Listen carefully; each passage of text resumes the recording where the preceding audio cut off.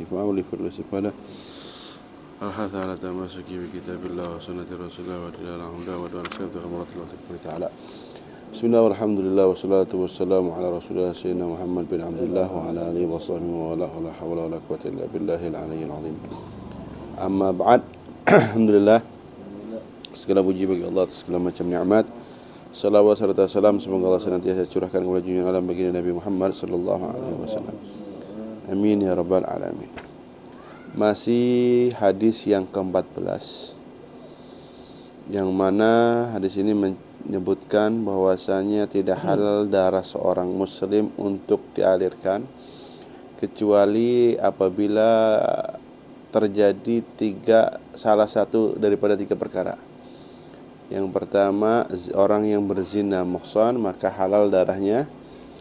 Orang yang kemudian kita masuk kepada yang kedua, wan nafsi bin nafsi, yaitu orang yang ketika dibunuh maka ya kisos. Seorang membunuh orang maka wajib kisos. Yahillu, ketika membunuh seseorang maka ya dibunuh. Yahillu qatluhu qisasan bin nafsi allati qatalathu amdan udwanan. Halal membunuh orang yang membunuh kisos, dengan cara kisos, bagi orang yang dia membunuhnya karena sengaja dan memang ada niatan, dengan beberapa syarat. Yang pertama, pembunuhnya orang yang baligh. Orang yang baligh. Maka jadi kisos, bisa dikisos. Harus dikisos. Kemudian yang kedua, berakal. Si pembunuhnya bukan orang gila. Yang ketiga, yang membunuh bukan bapaknya atau kakeknya. Bukan bapaknya atau kakeknya. Bukan berarti bapak boleh membunuh anak, bukan. Kemudian yang keempat, hendaknya orang yang terbunuh bukan orang yang lebih rendah darinya, seperti budak, seperti orang luar Islam, orang kafir, seperti apa lagi ya, jin. Ya, dulu pernah ada terjadi sesuatu di zamannya Said Alwi bin Abbas Al-Maliki kalau nggak salah. Nah, pernah dengar cerita ada seorang santri di sana di Mekah, itu ada ular di atas, itu ular. Ularnya ini mau jatuh, takut kenain gurunya, diambil, dibunuh. Ular ya, ada dalam rumah, dibunuh. Akhirnya beberapa hari ini santri yang bunuh ular itu pingsan, melek lagi, pingsan, melek lagi, pingsan, melek lagi. Beberapa hari. Karena itu singkat cerita, Said Alwi ini dimimpiin bahwasanya dia ngomong gini, kamu ada santri kamu yang bunuh anak saya. Ada santri kamu yang bunuh anak saya. Padahal itu anak saya lagi ngaji sama kamu udah berapa tahun ada di situ. Itu ditunggu-tunggu di kampungnya untuk dakwah, ada di kampung. Jadi ini, saya minta nuntut kisos. Ternyata nggak bisa. Karena apa? Beda. Kata Said Alwi, ini manusia, kamu jin. Beda. Dan manusia itu fi ahsani taqwim, penciptaan Allah yang terbaik. Nggak ada, udah. Jadi nggak jadi dikisos. Akhirnya cuma sama jin dalam ceritanya ini beberapa bulan sekali pingsan. Dia sama jin itu dia, sama jin. Makanya kita kalau lihat ular dalam rumah, kita kasih peringatan dulu, jangan langsung bunuh be. Bi ahdi baina nabiyina Muhammad wa baina Nabi Sulaiman isrif anni wa ila laqtulak. Janji antara Nabi kita dan Nabi Muhammad, Nabi kita Muhammad SAW dan Nabi Sulaiman, pergi, kalau nggak pergi saya bunuh kamu. Masih angger be, ya berarti itu mah hewan. Tapi kalau diem baik, apa namanya, pergi, ya berarti itu mungkin bisa jadi jin. Harus yang langsung. Makanya syarat orang yang bunuh itu harus boleh dikisos itu. Syarat yang dibunuh itu ketika dikisos itu yaitu orang yang pertama, si pembunuhnya adalah orang yang berakal, baligh, dan juga bukan termasuk apa namanya bapak, kakek atau yang sebagainya. Kemudian yang terbunuh adalah derajatnya lebih rendah karena sebab tadi rik, perbudakan atau yang lainnya. Fa idza tafa syartun min dzalik, kalau syaratnya hilang satu aja dari itu, maka ya enggak bisa dibunuh. Cuma wajib bayar denda. Seperti ada cerita seorang ibu minta punya duit di Arab, saya minta duit 13 miliar. Akhirnya makanya nih kita nih harus curi kita. Ketika kita minta sesuatu, tambahinlah dalam permintaan tersebut fi khairil wa afiyah. Ya Rabb, saya pengen punya ini fi khairil wa afiyah. Kenapa? Si orang tua ini, ibunya pengen punya duit 13 miliar. Akhirnya punya duit 13 miliar. Dari mana duit 13 miliar? Anaknya dibunuh sama orang, bayar denda pakai duit 13 miliar. Dapat duit 30 dari Allah Subhanahu wa taala, tapi enggak fi khair. Bukan orang usaha rahmatan Allah kan. Makanya kita minta fi khairin wa lutfin wa afiyah dari Allah Subhanahu wa taala. Bayar dia. Kemudian yang terakhir, orang yang halal untuk darah dibunuh adalah watariku lidinihi, orang yang keluar dari, meninggalkan agamanya, murtad, keluar daripada Islam, naudzubillahi min dzalik. Maka fayahillu qatluhu, maka halal untuk membunuhnya. Karena dalam hadis mengatakan man baddala dinah, siapa yang merubah agamanya, faqtuluh, maka bunuhlah, kata Rasulullah sallallahu alaihi wasallam. Al-mufariqu lil jamaah, yang dia misah diri pada jamaatul muslimin. Jadi dia keluar dari agama Islam, baik i'tiqadan bil hati, dia enggak nyangka bahwasanya Islam bukan agama Allah Subhanahu wa taala. Hati-hati jangan menjadi orang yang murtad. Dan salah satu di antara mukaffirat yang menjadikan orang itu keluar daripada Islam yaitu sengaja menjatuhkan Al-Quran tempat yang najis, tempat kotor, memfitnah Nabi, memfitnah Rasul, merendahkan Nabi, mendustai Rasul, atau mendustai Allah Subhanahu wa taala, atau menafikan sahabat Abu Bakar, atau seperti yang terjadi sama orang golongan di sana, melempar kepada Sayyidina Isa sebuah fitnah dan sebagainya, atau yang lainnya. Sampai golongan sana doanya, kunutnya minta Sayyidina Abu Bakar dan Sayyidina Isa ini dilaknat. Nah, jangan, kita nggak boleh, itu bisa termasuk jadi orang yang menyebabkan murtad, naudzubillah min dzalik. Kemudian tadi orang yang keluar daripada Islam, maka halal darahnya enggak semerta-merta begitu keluar, tetangga gua nih murtad nih, tebuas, begitu bukan. Ya bukan langsungnya. Wala yazuzu qatlul murtad, tidak boleh membunuh seorang murtad sampai diminta bertobat dulu. Bertobat, kalau enggak tobat, bukan kita yang bunuh juga. Ya ada tugasnya hakim. Jangan kita yang bunuh-bunuh dewek wae. Habis semua nanti orang. Bro. Kemudian menurut pendapat Imam Malik bahwasanya setelah diminta tobat 3 hari dikasih waktu. Kalau dia bertobat dalam jangka 3 hari, maka ya sudah. Kalau enggak dibunuh.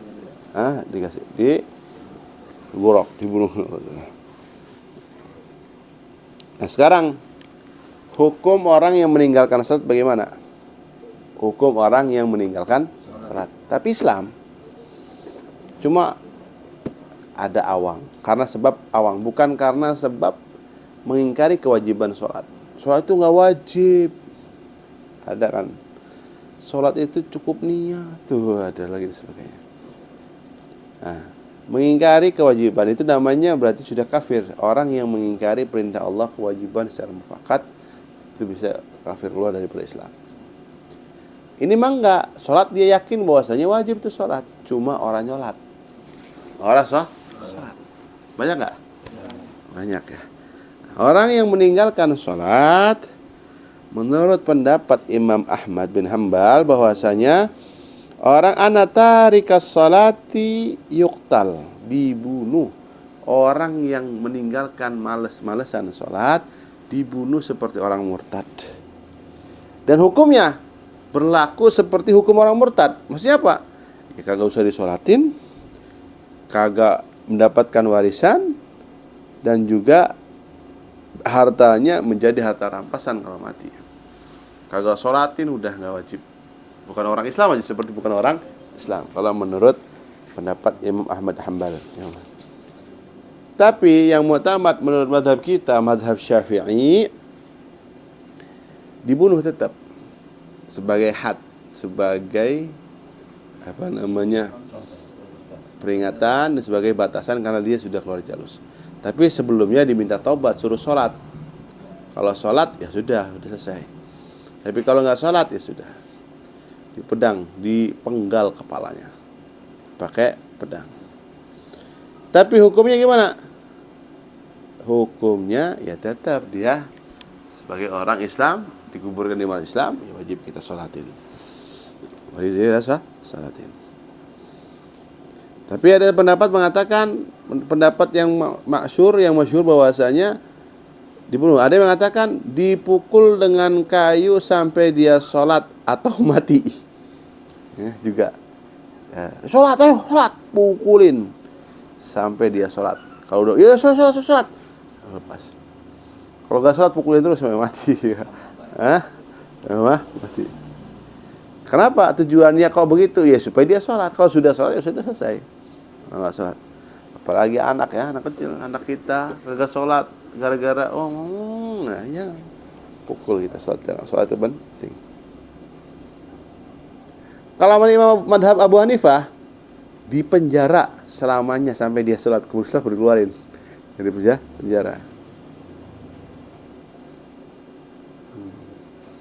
Nah, tapi ini pendapat tadi Imam Syafi'i dan Abu Hanifah, hukumnya setelah dibunuh atau mati, hukumnya dia hukum orang-orang muslim, tetap wajib sholatin, dimandiin, dikafanin, dan dikuburkan di kuburan orang-orang muslim. Itu adalah hadis yang ke-14, bahwasanya la yahillu damun mri'in illa bisalas. Tidak halal kita membunuh seseorang kecuali 3. Nah, kita membunuh itu hukumnya haram. Sudah kemarin kita bahas, dosanya udah Masya Allah banget, dengan tanpa hak. Nah, dengan hak diantaranya tadi 3. Ketika orang yang zina muhsan. Apa zina muhsan? Zina yang dilakukan setelah dia pelakunya melaksanakan pernikahan yang sah dan hubungan suami istri. Sudah pernah menikah, dia melakukan zina.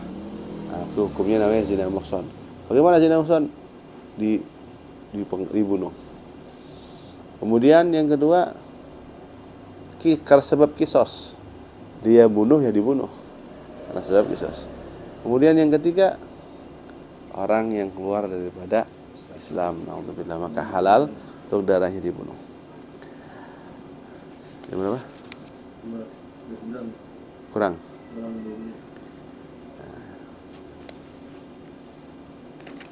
Kita bahas sedikit ya. Al-hadisu al-khamis ashar, hadis yang ke-15.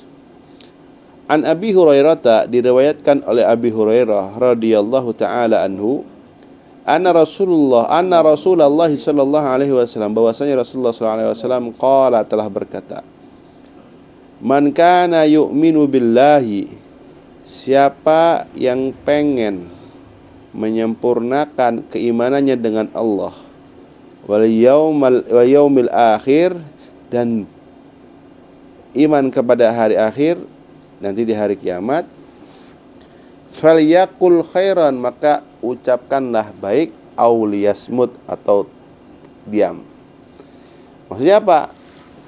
Falyaf'al af'al mu'minin al-kamin fi imanihim, maka kerjainlah pekerjaan-pekerjaan orang yang beriman yang sempurna dalam keimanan dia, termasuk pekerjaannya adalah min qaulil khair, ucapan yang baik.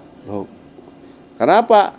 Ucapan yang baik itu ada pahala insyaallah subhanahu wa ta'ala, atau diam. Diam dari apa? Diam dari mengucapkan sesuatu yang kagak ada kebaikan. Apalagi itu yang mengandung hal yang makruh, apalagi yang haram dalam diucapkan, kita usah. Apalagi bahkan dari perkara yang mubah pun kalau bisa gak usah ngomong, diam. Kenapa? Ya nggak ada kebaikan, mubah biasa aja. Karena terkadang ketika kita melakukan ngucapin perkara-perkara yang mubah, terkadang terjumus kepada yang makruh, bisa jadi yang haram. Tergantung ini. Makanya Rasulullah mengatakan dalam hadis yang sebelumnya, min husni islami mar'i tarkuhu ma la ya'ni, termasuk kesempurnaan Islam seseorang meninggalkan sesuatu yang kagak ada manfaatnya. Ngomong mubah suatu hal perkara yang mubah, ngomong nggak ada apa-apa, nggak dosa, nggak pahala, itu nggak ada manfaat. Ya udah, makanya tinggalin, nggak ada manfaat.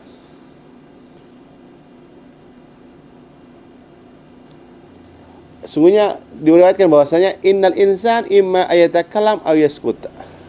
Sungguhnya manusia ada kalanya ngomong, ada kalanya diam.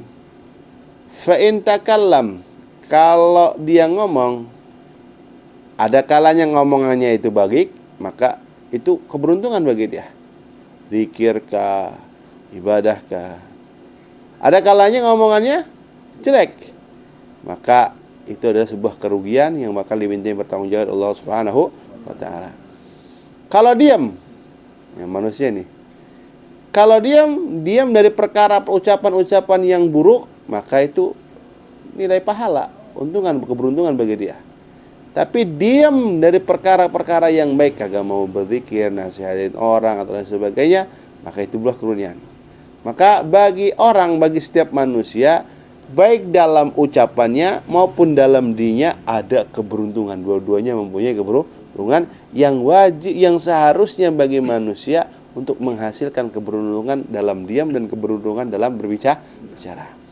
Gimana keberuntungan dalam berbicara? Keuntungan dalam bicara, bicaranya yang baik. Gimana kediam dapat pahala? Diam dari hal-hal yang buruk sehingga mendapatkan pahala dari Allah Subhanahu wa ta'ala. Makanya diamnya kita, ucapannya kita, diamnya kita, kalau bisa yang menguntungkan akhirat kita.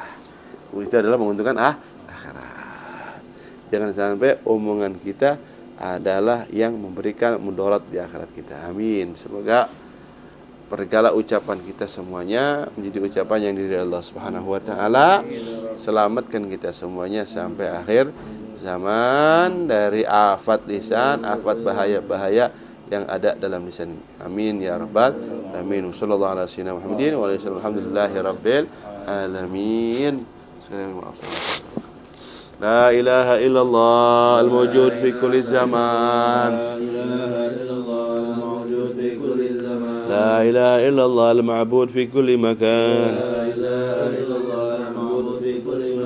La ilaha illallah al-madhkur bi kulli lisan. La ilaha illallah al-ma'ruf bil ihsan.